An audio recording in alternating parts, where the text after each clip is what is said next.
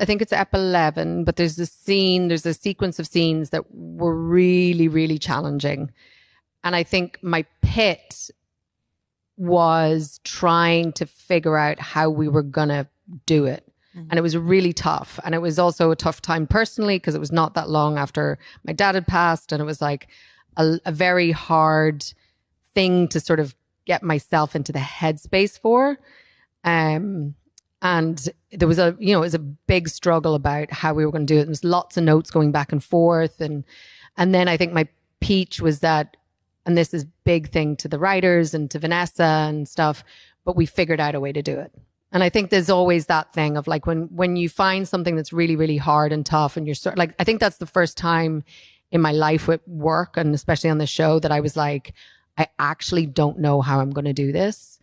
And it was it's very hard to sometimes figure that stuff out. But once you do, I think that always feels like a really good thing.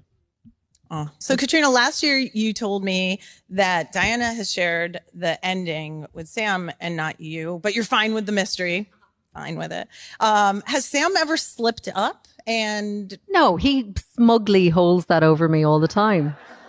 Like to be honest, I actually like not knowing, but sometimes you're like, what else happened? And he'll be like, I'm not telling you. Because that's a big secret to keep for 10 years. Meryl, how many drinks will it take for you to slip up? I won't slip up, but I'll be honest. I have read the last 2 or 3 pages of supposedly what is the end that I'm sure Sam has read, and I'm still confused. I have.